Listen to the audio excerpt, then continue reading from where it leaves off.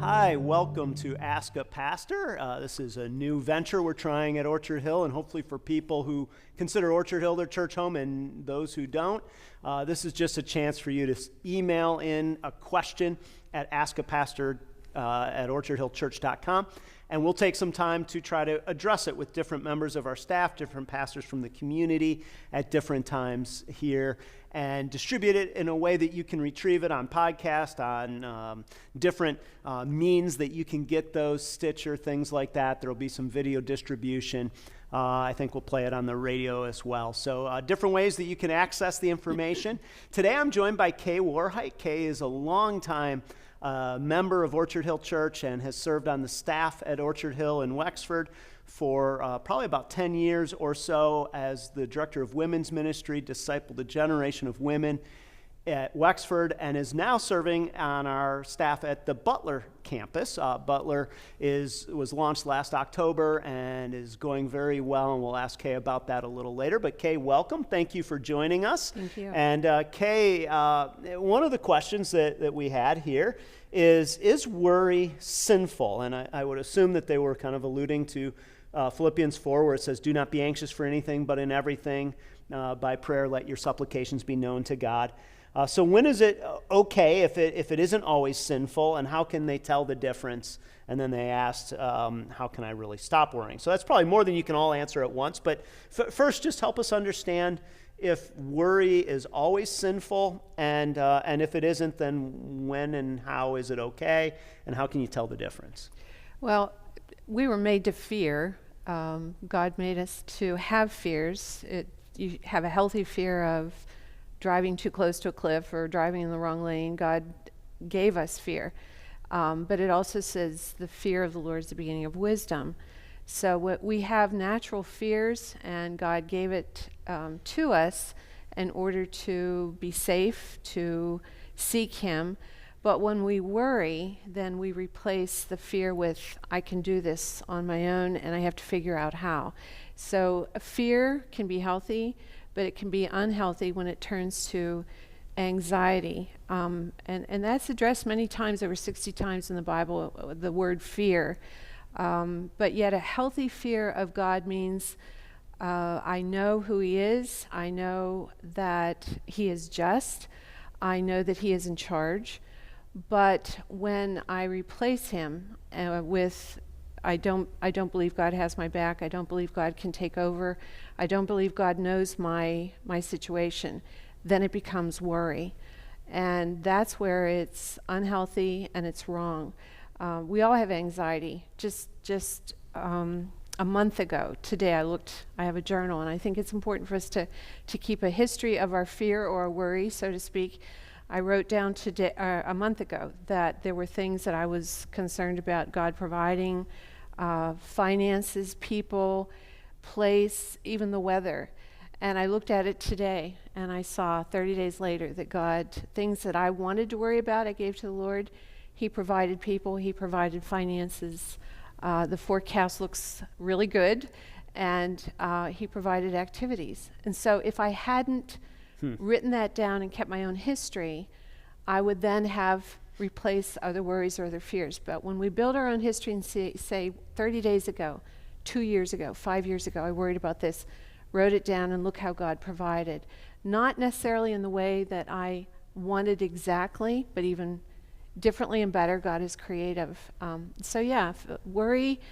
Worry takes fear to another level, makes me want to take over, but fear can be a healthy thing. Okay.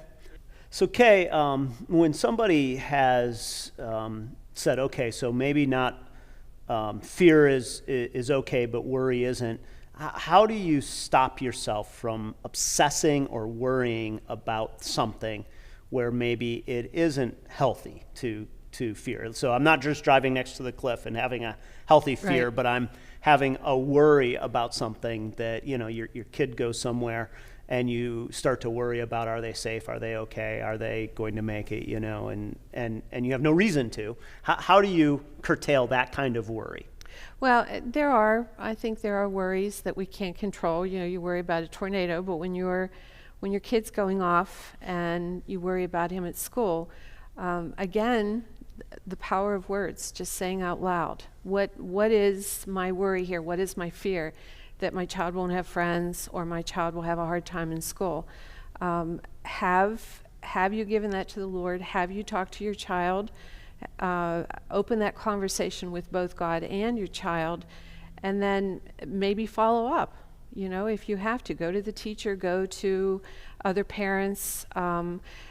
Sometimes as women, we need to communicate instead of just worries, asking, what do you think about your child? How is my child doing? And then maybe just get some answers that you think, what was I worried about? I love when women get together in a Bible study or any social group. I love hearing women say, wow, I thought I was the only one. And then to just open that up and say, I guess that's just a natural part of being a mom, or a natural part of being a wife or a woman, that those worries are going to be there. But God gave us ears and a mouth, and when we communicate to God, say, God, this is what I'm worried about. Please help me. Or he gave us the Bible words, and then when we don't maybe feel we hear from God, go to another woman or to an authority and say, help me with this. We need to talk it out, I guess. Okay, and if somebody were to say, I've tried to talk it out, I've tried kind of reasoning through it, and yet my worry just seems to stay high, what would be their next step? Well, I do recommend professional counseling. I mean, there are times that you can have this deep-seated worry or fear that you can't just get over. And maybe you need to spend some time ironing it out with a counselor. There are Christian counselors that will walk through that, maybe, words that a friend can't maybe bring out, or just talking about it to somebody. There are ways that you can understand, and maybe you'll never get rid of some of your worries, but they can be lessened when you, again, build your history and see, I worried about this, and look how God answered it. But I do believe in counseling. Yeah, there are probably some cases where there's an actual anxiety disorder, and simply throwing the Bible verse that says don't worry or be anxious about anything, but in everything pray, may not be helpful in that instance, but it might be helpful to seek professional help, and have somebody diagnose you, maybe even look at some of the physiological causes and make sure they're addressed. But in the cases where maybe it's not physiological, and maybe it's not even a deep psychological issue that's counseling related, sometimes what we need to do is almost, as Kay was saying, name it in the sense of just being able to say, this is what I'm actually afraid of. And in doing that, then say, God, I'm turning this over to you. And because of what Jesus Christ has done on the cross for us, say, I have confidence that your heart for me is better than even my worry. But what's tricky about it is that sometimes worry is legitimate, meaning fear, if we want to use that distinction. And so there's a healthy component to saying, I'm concerned about these issues. But having such a confidence in who God is really the ultimate answer to that. Kay, one of the questions that I assume you have been asked over the years in working with women is really the question about abuse. And what I mean when I say this is I want to talk narrowly about verbal abuse today. So not physical abuse, not when somebody has been physically abusive, but verbal abuse.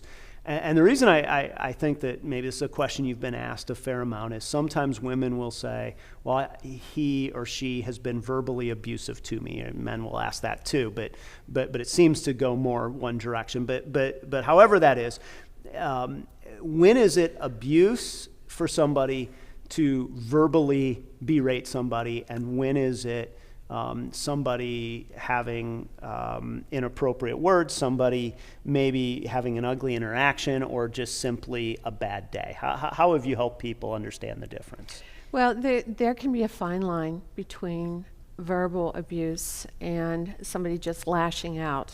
They're just angry. And I used to think, I taught school, and I would have a parent come in and just scream. And I would think, okay, what happened does not justify that. They're bringing things to it, and I happen to be the one they're taking it out on.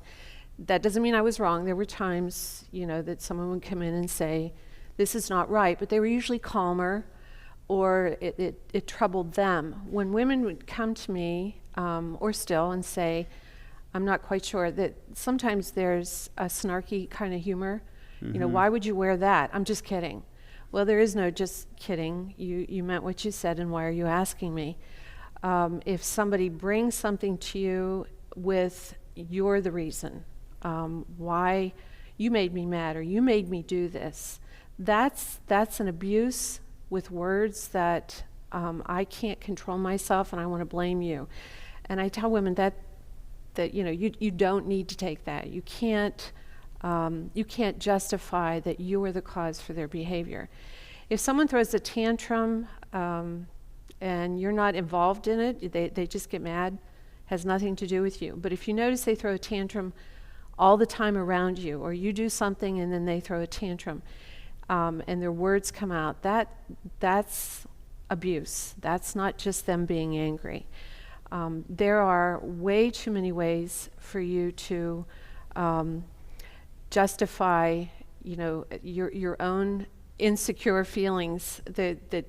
I don't need somebody else to come at me to be telling me I need to go to God, and you need to fix why you're angry. You need to go and get help. I can't always be the brunt of it. I think it can happen with a mother and a child. It can happen between friends, verbal abuse. Friends will say, I get together and she's always putting me down. Well, that's just plain abuse. That's not, you're the brunt. And so it doesn't always happen in relationships with men and women. It can happen Right. It can happen anywhere. in a lot of directions. Yeah, it can happen on the job. It can happen in a neighborhood. It can happen at school for students with other students. Yeah. So when it's outside of the home, the easy solution is don't let them. Stop putting yourself in a place. When it's in a home, what is your counsel to people who one day say, I don't know that I had put this word on it, but I feel like this has now crossed into emotional or verbal abuse? What would you say to somebody who comes with that realization, as maybe a new realization, and saying, this isn't brand new. I've tried to navigate it, live with it. I've tried to, but now I'm seeing and naming this for what it is. Well, again, I would say counseling. Okay. I really do think there are things that we just can't get outside and fix. It's like trying to get outside the universe and look at it. We're so in it. It's hard for us to be somebody other than who we've been. My reaction is to maybe go pout. My reaction is to go leave, go shopping. That many people can have different reactions, but it doesn't fix the problem. And when you realize this isn't normal, this isn't healthy, either go by yourself or you ask your spouse, look, these conversations aren't healthy. We're not helping each other. I feel worse after we talk. What are we setting as an example to our children? It helps to have an outside view and outside help. And it's not always easy to accept your part. But when somebody says, look, it's pretty much even, you're encouraging it, or you're, hate to say that, you're allowing it, or you're depending on being, these are the words and this is who I am. An outside voice can helps. be helpful. Yeah. In my over 20 years of being engaged in pastoral ministry, I've seen this play out a lot of different times, where somebody will come and say, I used to think it was just an anger outburst or just their way, and now I feel like this is abusive. And I certainly agree that seeking outside help can and is helpful, but I also would encourage you, if that's your situation, to not be afraid to say enough, even if it means having to separate yourself from the situation. Now, I want to caution something as well, and that is sometimes people will, and this is why we started with this question of how do you know when it's abuse versus not abuse. Sometimes people will use that as a reason to just simply say, I want out. This person's abusive and I want to get away. But I don't think biblically that you are required to stay in a situation that you are being verbally and emotionally run down on a consistent basis. I would certainly seek some counsel to say, am I thinking right? Am I seeing this right? And name the things, try to fix it. But I don't believe that simply saying I have to stay is God's direction, even in that situation. But what's hard is probably any home situation has some volatile moments where some things are said that are unkind, and if they were played for everybody to see, you'd be like, that was uncool, may even have felt like it was abusive. And so really what we're talking about here is a pattern. We're not talking about a single bad instance or even sporadic bad instances. We're talking about something that happens on a somewhat regular basis where the person's words, the person's demeanor, the person's use of words is used in such a way as to put you down or to control your future behavior. Is there anything you have to add to that? No, I do appreciate that you said that, and I do say that to women. You don't have to accept that. Mm-hmm. You do not have to accept that. Those words said to you, or accept that image that is being presented to you. And I think we're afraid I'm afraid that it will be me, or it's not that bad, or maybe it's just me. Mm-hmm. But nobody deserves to be verbally abused. Like you said, consistently, we all get insulted once in a while, or our feelings hurt. But when it's consistent, that's not the way we were meant to live. Right. Yeah, and obviously, again, if we're talking about what's hard is nobody else can really know for somebody else what it is. Like if somebody comes to me and says, well, is this or is this not? It's like, I don't know, because I haven't lived it. I don't have all the nuance, all the history. And so you can either talk yourself into or out of something being what it is, if you want to, and that's why we need maybe some help just to try to discern that, but ultimately we're the only ones who can answer that. Kay, another question came in just around this issue, and again, I would assume this is something you've heard at different times, and that is, I don't love my husband anymore, but I don't feel like I have a biblical reason to leave. What advice would you give me? Well, I always say there is the option is not, if he's not abusing you and you're just bored, there is no option to go out. You need to be creative. We serve a creative God. And when, again, you say, God, I know you are creative. Show me how to love my husband in a way that I can't right now. There were a group of friends, and we met together for lunch one time, and one of them challenged, she had read that if you said something positive to your husband every day for 30 days, it would change your marriage. And we laughed, and someone said, well, why don't we take that challenge? And one of the women said, do we have to start today? So we did, and I thought, that'll be easy for me because I'm a positive person. So the third day of me being positive to Matt, he said, what's this about? He sniffed it out. He called it out. And I said, what do you mean? And he said, why are you complimenting me? And I said, because I didn't realize how negative I am, and I'm realizing it just now. And I have to say that it opened my eyes to a new love for him. The things that he did do, I took for granted, things I expected of him. And I think that one of the worst things happens to women is the Hallmark Channel or romance novels, because we look and we think that's what my life should be.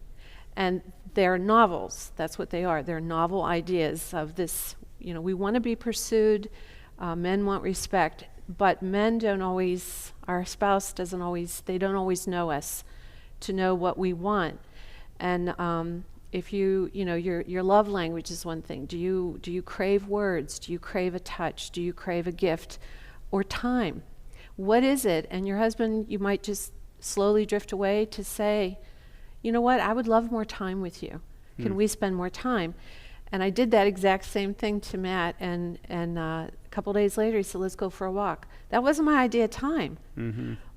But then that is my problem if I'm not clear. I want to spend time going away. So we have to. When we ask for something, we're specific. When we fall out of love, just like seasons, spring, summer, fall, there are seasons in our marriage that it might be very fruitful, it might be kind of lean, But I just don't believe the option is, I need to get out, I need to look somewhere else. God blessed you with his relationship, and God blessed you with a creative mind that he will show you. When you pray and say, God, I don't have any love right now, give me love. Or you are creative, you show me what I need to be doing. It's never, again, what you expect. It's always better. Just saying a positive word every day didn't make me fall madly in love, but it made me realize my end of it was just leaning, and I thought I was fine. So there are a lot of options, but going to God and saying, pure and simply, dear God, I don't love my husband, amen. And the next day, I don't love my husband, I don't know how to, amen. Just ask God, and he will give you the words, or he will give you the insight, or something to bring that romance back. Yeah, one of the things that seems to happen a lot of times is we believe the myth of greener grass, which is somebody else's lawn will be better. And I heard somebody once say, but if you don't like the way your lawn's looking, maybe it's time to water your own lawn. And there's probably some truth to that in what you're saying, Kay, as well as just coming to a point of saying, if I think that getting somebody else will be different, why will it be different than what I thought this would be? Because somewhere you stood with somebody and said, I'm going to commit the rest of my life, and he or she to me forever, and we're going to make it work. And then something broke down. And the easiest thing to do is to say, well, it's them. The reason it doesn't work anymore is because of what they've done. And there's probably truth to that, but there's also truth to the fact that it's partly what we have done that may have contributed to it. And to simply change the partner may not change our response, and now we just have a whole new roadmap to try to navigate. And sometimes the best thing to do is to say, let me go back in, acknowledge it, and address what is or is not healthy in my marriage. Now, Kay, I would assume that some women, some men who come with that challenge say, I've tried to find my way back. We've worked at it. I said 30 days of positive things. We went on date night. We went to counseling. We did everything we could, and I just don't feel love. Your word? I live with it. I mean, I read years ago, the more a woman knows the Lord, the more she is a woman. And nobody pursues us like God does. We want our husband or our boyfriend to pursue us, and God pursues us. I mean, we start out with stories, Cinderella, living happily ever after, or Snow White, living happily ever after. And that's what we grow up on. We feed on that. And Jesus is our happily ever after. If you're not happy with your marriage, maybe you're a spiritually boring person. You're just not exciting. You're not challenging. You're not you're not a soulmate to your husband. And so I truly believe that a lot of women replace Jesus for their husband. They want to be pursued. They want to be loved, and they have no idea how much God goes out of his way to seek us, to find us. And when you fall in love with him, your life expectancy as far as what I want from life becomes about him. And then you see your husband differently. Everybody's different. We all have our own DNA. But you come to appreciate the husband in some way that God gave you. Now, while I'm talking, I picture this husband with no shirt on, a beer, and a recliner, and you think, that would be a hard one. But really? Yeah, that would be a hard one to get excited about a husband. But again, it is okay. If my husband wants to be that way, I need to turn and let God pursue me. You can't get past that recliner thing, huh? Well, it's an image you painted. You always paint in word pictures, so thank you. That was And that's a hard one. No, there's and there are hard things probably both ways, and so that's a challenge. Well, we're gonna have to leave it here. Kay, thank you for joining us. So you've been working with our Butler campus. Tell us a little bit about what's exciting in Butler this fall. Well, I just love being a Butler. I love the enthusiasm of the men and women. One of them said to me the other day, does anybody realize how wonderful this worship is, this music is? I said, thank you. I'm amazed myself at how it just, it just keeps getting better, the worship. And people who, some people grew up in the church, but they had no idea that church could be like this. We just found a new place to worship, and while we're doing Kids Fest tomorrow, the men and women are going and working on a new place. I mean, we have so much commitment. It's just exciting. We're excited for what that is.